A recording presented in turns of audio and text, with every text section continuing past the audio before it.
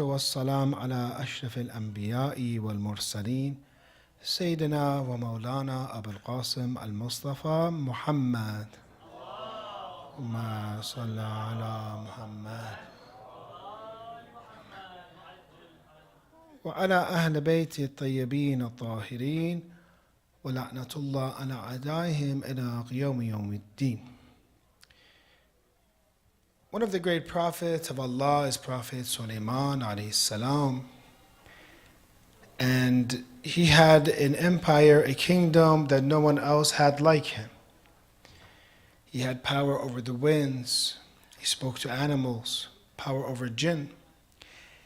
And he hears about another kingdom who the queen is, Bilqis.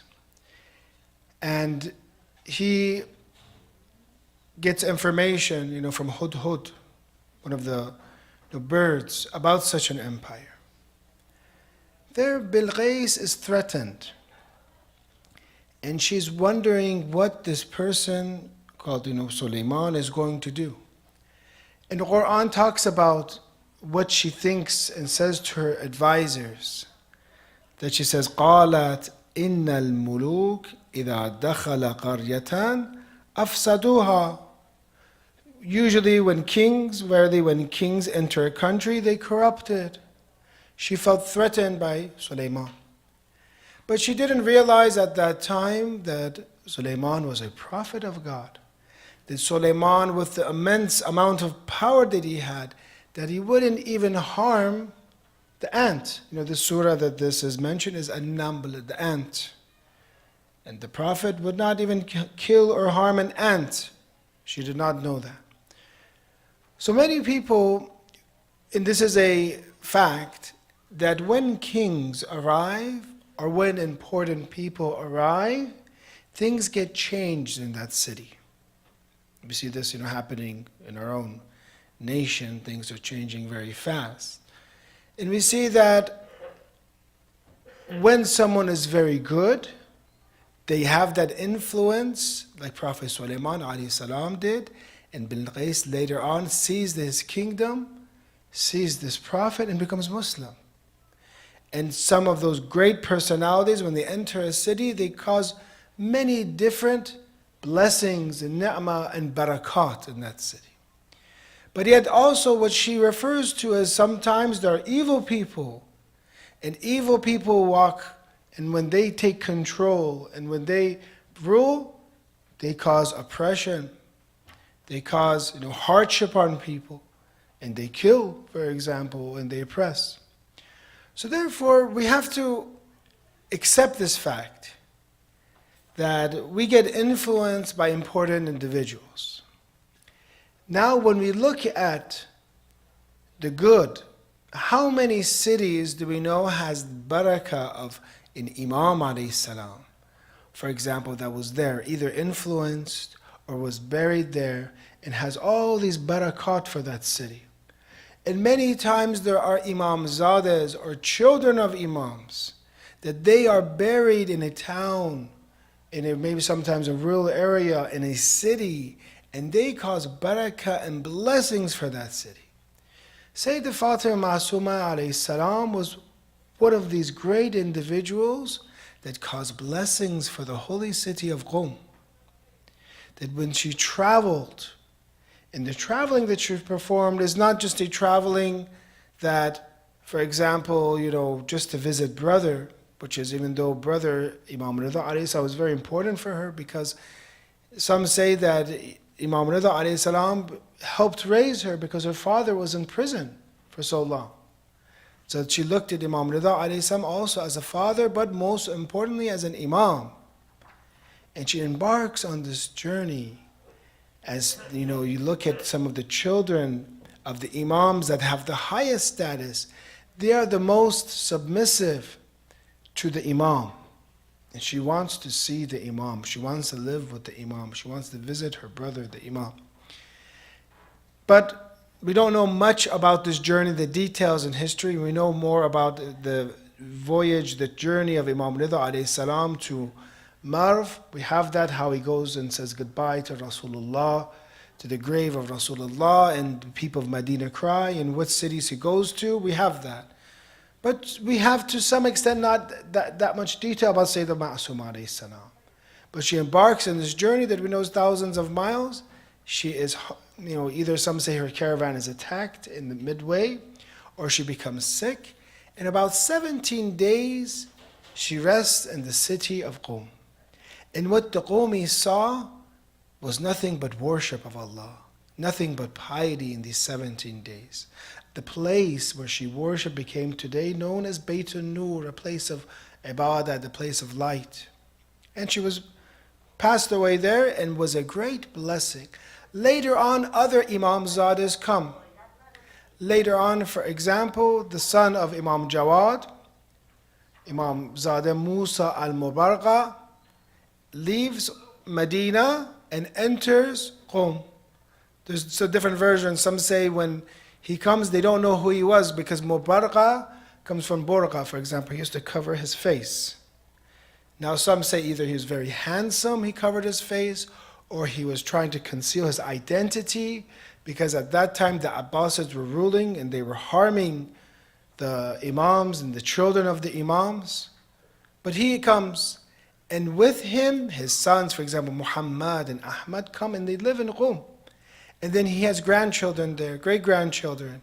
And today, if you want to visit one place in Qum that has around 40 Imam Zadehs, 40 children of Imams, that they call Chil Akhtaran, it is in Qum. You can go one place and visit 40 sons and children, descendants of Imam Jawad alayhi salam. So he entered. Later on, she paved the way for more Imams Zadehs to come. Later on, you see the ulama. They arrive in Qum, for example. You see Ibrahim ibn Hashim, one of the great narrators who brought the hadith from Iraq to Qum. And later on, he is the father and the teacher of Ali ibn Ibrahim. When you look at Al-Kafi, not majority, but thousands of narrations possibly, is from Ali ibn Ibrahim and Abihi, who is Ibrahim ibn Hashim, who came to Qum. So this is all blessings and barakat that Fatima Ma'asuma alayhi salam brought for the people of Qum.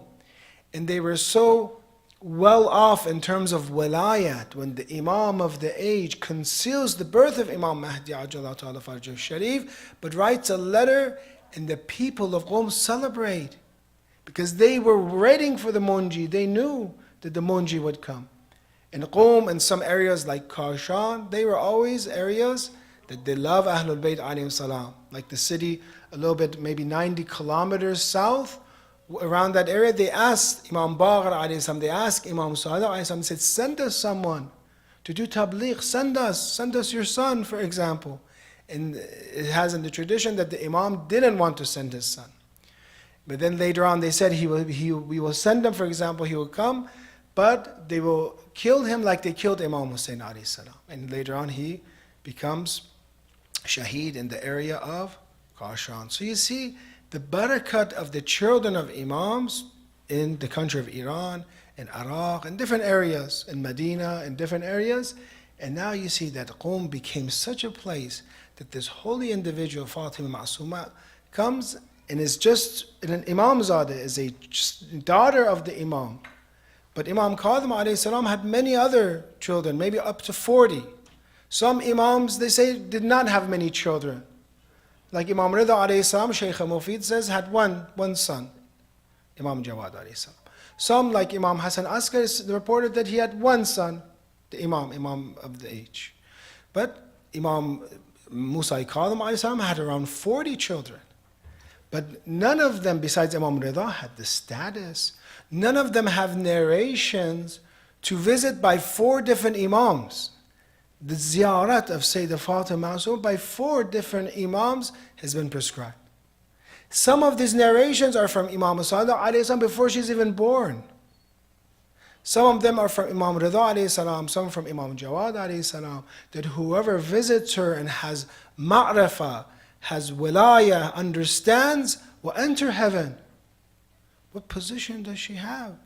that causes the person to visit. There's an interesting thing that is written on it used to be written on the grave of Sahib Qawaneen, that Mirza Qawmi, he was one of the mujtahideen, marajah, that even the kings of Iran at that time, they used to come to visit him, to ask questions. The king was come to visit the marja. And at that time, they knew that he had a lot of barakat, for example. Sahib Qawaneen or Mirza Qawmi would have barakat. And he passes away. On his grave, it has this story. It's interesting. Sheikh Abbas Qawmi has a dream about Mirza Qawmi and asks him on the grave, it says, are you going to do shafa'at and intercession? Is Sayyidah Fatima going to do intercession for the people of Qawm? And in the dream, it says that, no, I will do shafa'at of the people of Qawm. Sayyidah Ma'asum will do shafa'at, intercession for the entire world.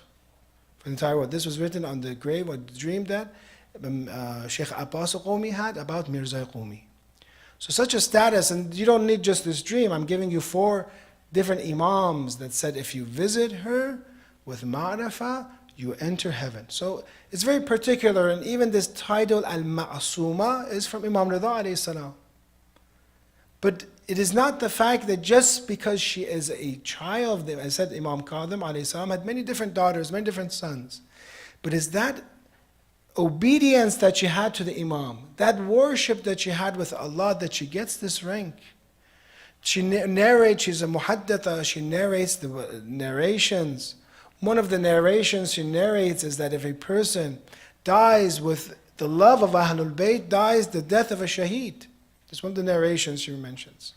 And many other narrations about fada'il, to such an extent that the seminary of Qom that today we see as one of the key educational centers of the world in Shi'ism, that many of the scholars and maraja, they say that I would go and I would be stumped and I would want to write something about, for example, walayat of Ahlul Bayt. I want to write something, I would go there and I would get answers in my mind that would make me go, if I want to study this, it would take me 50 years, for example, to reach this.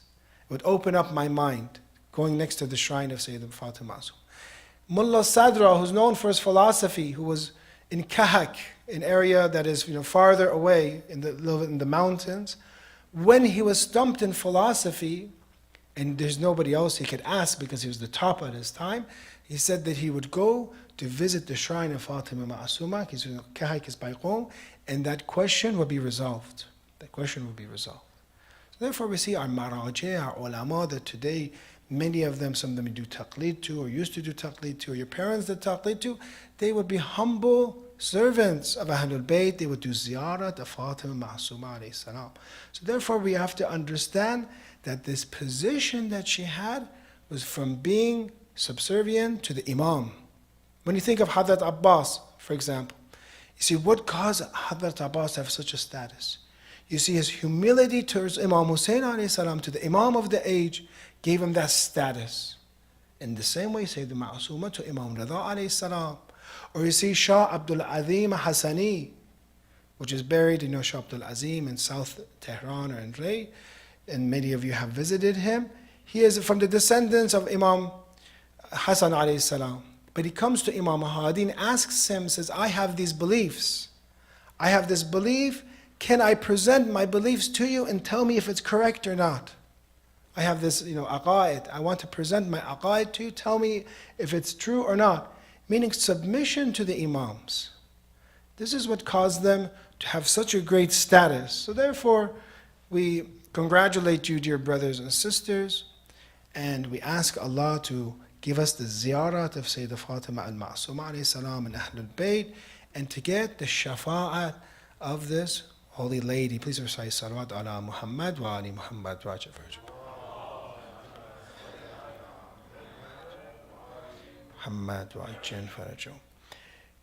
One of the lines in the ziyarat, and many times when you do ziyarat for the children of the imams, there's no text available, except say for the shuhada of Karbala and for Sayyidah Fatima Ma'asuma. Usually the text of a child of an imam, it's done out of respect. You say Assalamu alaykum, somebody wrote that text.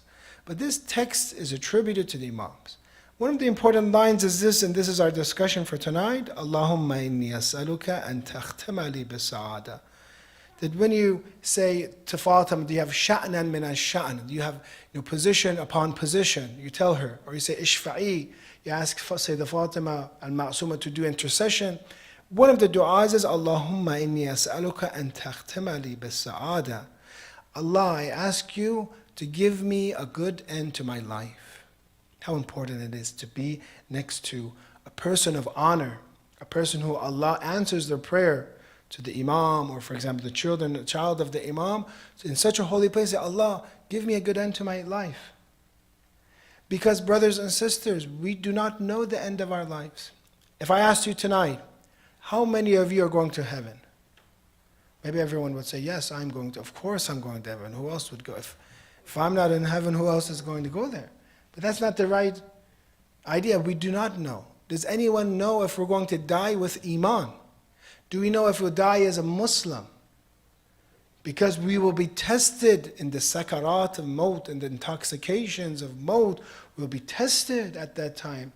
It mentions that the shayateen come to rob us of our faith during that time. What are we going to say? What are we going to do? How many people do you know that were pious at one time and were not pious anymore? So say salawat ala Muhammad wa ali Muhammad wa Jafar.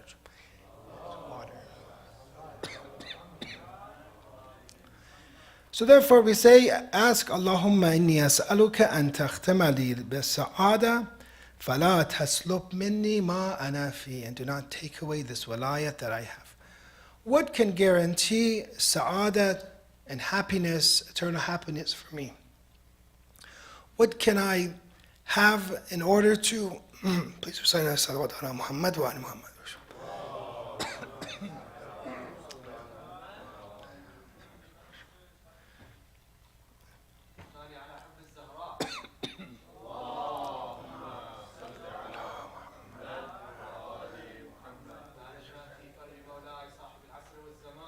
Allahumma salla ala Muhammad wa ali. Thank you so much. Insan is so weak, if he doesn't have a little bit of water, he can't even speak. It shows us how much we need Allah. So what can we have? What can guarantee us sa'ada? Tonight we're going to go over some of these factors.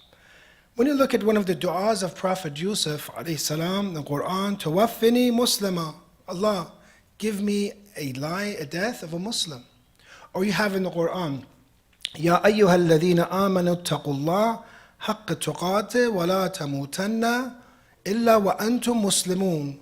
Or you have believed, be mindful of Allah, as in the right of His mindfulness, and do not die except as Muslims. Many people we had that at that time, they're so considerate, thank you so much.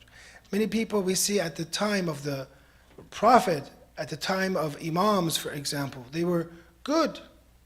As the tradition, and even in Sahih Bukhari mentions, that they separated the ashab, some of them, from Rasulullah. In the tradition, Sahih Bukhari asks, Rasulullah mentions, ashabi, what about my companions? What about my companions? And they mention some, you don't know what they did. After you don't know what they did. So a person can be good at the time of a prophet. A person can be good at the time of the Imam, but then later on they can drift and become misguided. Tonight we're going to go through these factors. One of the important factors of having a good end is that someone reveres God. When a person reveres God, when a person does, God in his mind is azim, God for him is great. This is one of the factors to be having a good end to our lives. Imam as-Sadiq alayhi salam is narrated to have said, إن بعض الناس إن أردت أن يختم بخير لعملك حتى تقبض وأنت في أفضل الأعمال فَأَذِّمْ لِلَّهِ. If you want to have a good end, die with a good end with the best of deeds, then die while you have revered Allah. Do ta'zeem of Allah. Make Allah grand in your life. Make Allah very important, special. Brothers and sisters, sometimes we do salat, we pray, we forget who are we worshiping. We are living life for breathing, or for example, trying to speak. We can't even speak, we're coughing, for example. And we see that every millisecond I need God, that I'm nothing but faqr. But always the mistake that we have made is we have always done ta'zeem of makhluq. We have always made the creation of God high, and we have brought God down. This has happened after the Renaissance. That instead of God being in the center of human life, my desires and my wishes are the center of human life. And that God is a good God as long as He helps me get my goals and achieve my goals. But if that God says, this is haram, or I'm not going to help you here, then that's a bad God. I don't like that religion. I need a God that will help me. I need a God that, na'udhu billah, will serve me. I don't want to serve Allah. So one of the factors in this tradition for Imam Sadiq alayhi salam that says, if you want yukhtam bikhayr amaluk, to have one of the best deeds while you die, is to have this ta'zeem, to revere God. And if we can remember, and I'm saying this to myself in my salat, always to ask yourself, who am I praying to right now? Who am I worshiping right now? I'm worshiping Allah. How many gods do I have? One. How many creations does He have right now? 8 billion, for example, humans. But the tradition says as if you're the only one. He looks at you in a way that you're the only creation. But you worship Allah in a way as if there's many gods. But yet, there's only one Allah. So do ta'zeem of Allah. Then it continues in the tradition. حَقَّهُ أَن تُبْذَلَ نَعَمَاهُ فِي مَعَاصِي. Meaning, do not use His blessings in disobedience. These are Allah's blessings.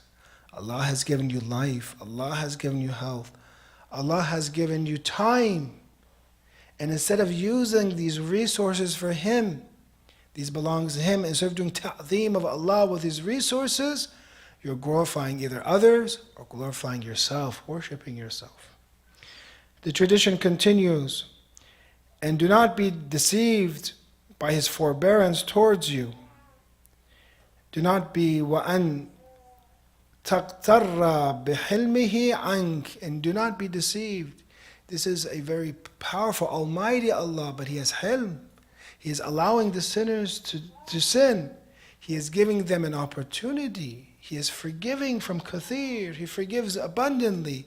But do not allow this to cause you to remember Allah less or to revere Him less.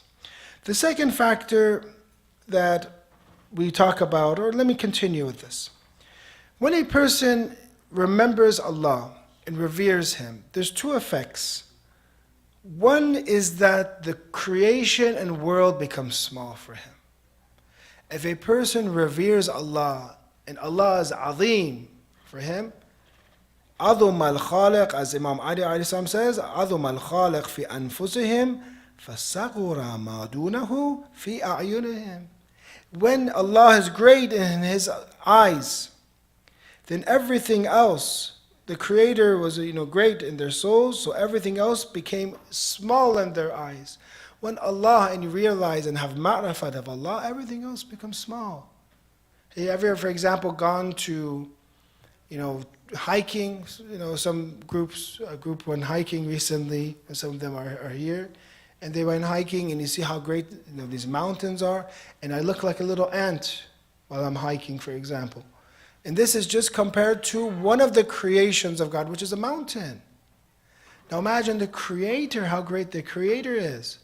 Some say, for example, we can't even look at the sun. You can't see the sun. Now how great is the Creator of the sun? Right? The second is this, from Imam Ali alayhi salam and Nahj al-Balagha. كَانَ لِي فِي مَا مَضَى أَخٌ فِي اللَّهِ. Imam Ali has a sermon where he talks about that there was for me a brother, akhun. He says, there was for me a brother. He's talking about one of the muttaqeen, one of those who have piety, one of those who reveres God. When you revere God, when you have piety, then Imam Ali alayhi salam calls you his akh. He calls you his brother. when you are sincere. So how great is that?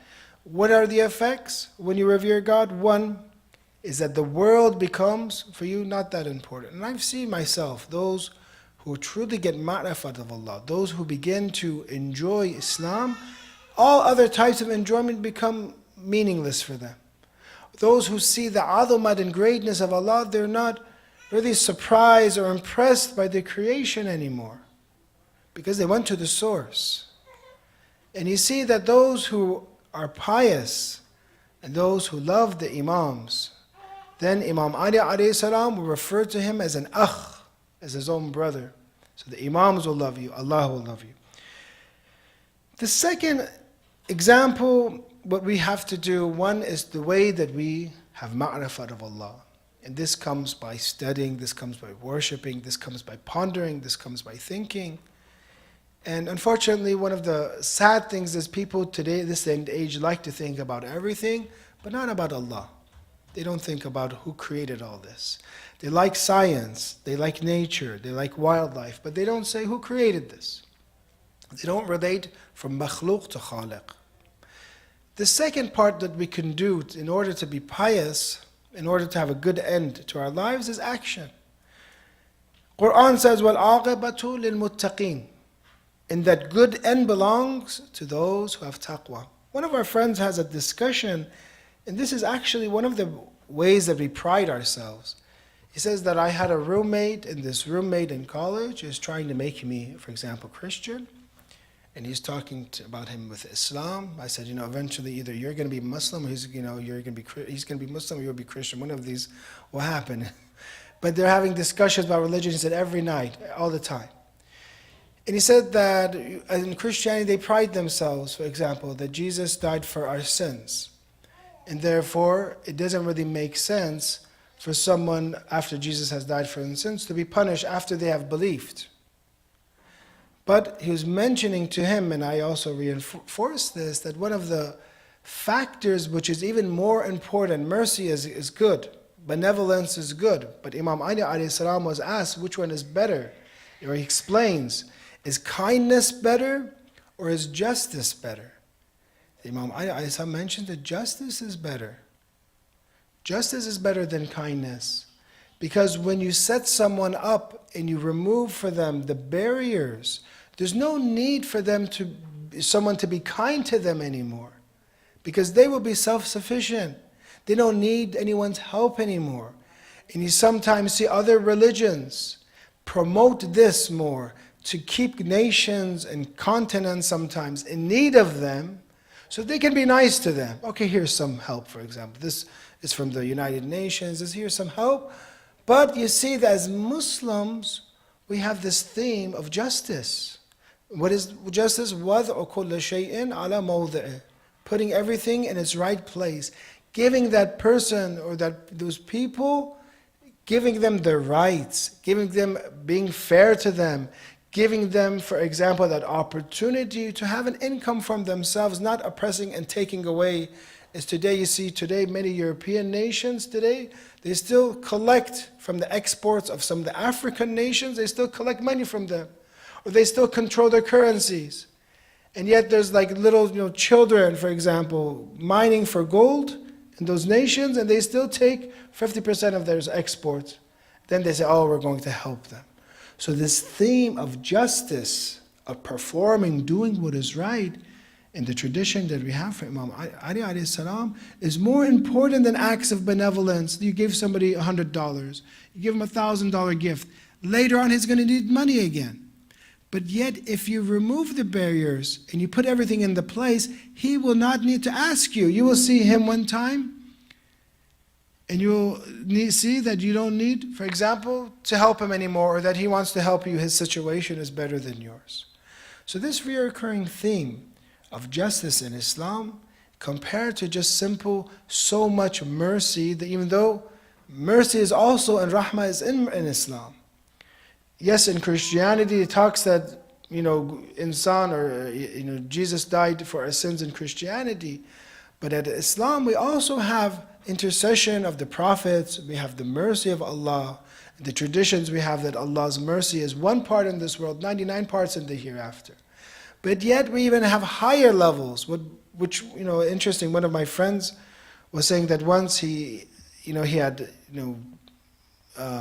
different meetings with some of the religious people from Italy, from the Vatican, and they would come to Qom, and he introduced them to some of the du'as of Imam Ali. And especially that dua that mentions that even if you punish me in the hellfire, I'll do i'lam, I will yell, I'll proclaim that anni uhibbuk, that I love you. And he says that, I never saw any prayer. I read the prayers we have. I have never seen anything like this when it comes to mercy, when it comes to love. That Imam Ali alayhi salam is saying that even if you punish me, and this is a big thing. Imagine if somebody does something bad to you today, you barely forgive them. Now imagine that God puts you, God forbid, in hellfire. And Imam Ali alayhi salam is still saying, even if you put me in the hellfire and you burn me, I will still proclaim, not say I love in my, my heart. I'll still proclaim, I'll do i'lam to everyone that I love you. So I haven't seen that. I believe that he began to cry. So therefore you see that this love and mercy isn't also in Islam. But it doesn't mean that the fact I believe I can commit whatever sin I want. Now I ask him, some of the oppressors that we have today, or for example Pharaoh or others, if they just became this religion, does that mean they're removed from all obligation and they can commit any sin? No. That actually goes against mercy of God. Because that justice is actually the mercy of Allah. You cannot give a green light to the oppressors. You cannot give a green light to those who want to harm others and say, as long as you believe, you'll be saved. So salvation for us relies on both faith and also action, iman and amal salih. Even if as a Muslim we can go into hell. Even if somebody is not Muslim, and they are not tested, and they didn't know the truth, they can go to heaven. We have this, they'll be tested in the hereafter. So therefore, the second part, which is very important for us as Muslims, maybe you see this difference, is that Muslims are very accountable. They feel they're accountable for their own actions. They're very careful. They're always asking for forgiveness. They're always doing istighfar. Rasulullah, who is obviously ma'asum, would do istighfar after meeting people. For example, he would do istighfar. He would cleanse the heart or keep the heart pure. So therefore, the second part, and this has always been the path of the prophets, and that is to act, to do good. And that if a person does sin, some of the narrations mentions what happens to them, that God takes away his beliefs from him. So we have these two concepts in Islam. Two was to act. Inshallah, we'll have a husn al-aqibah. The third, I'd just like to say this, maybe we'll wake everyone up. Man salla alayya marratan, fatah Allahu alayhi baban min al-afiyah. Whoever does salawat upon me, salla ala Muhammad wa ali Muhammad, Allah opens for him a gate from the gates of afiyah, of well-being. Afiyah is giving salawat and remembering Rasulullah and his family is one of the other things that cause us to have a good end to our lives. The fourth is asking for firmness and obedience. Imam Sadiq alayhi salam will be ending with these dua, inshallah. وَأَسْأَلُكَ, I ask Allah, I ask you, أَن تَعْصِمَنِي بِطَاعَتِكَ, I ask you to make me firm in my obedience, so that you take my life while you're pleased with me, so that وَأَنْتَ عَنِّي رَاضٍ وَأَنْ تَخْتِمَ لِي بِالسَّعَادَةِ, that you give me a good end. I ask you, Allah, to give me this, to give me obedience. I ask you to help me.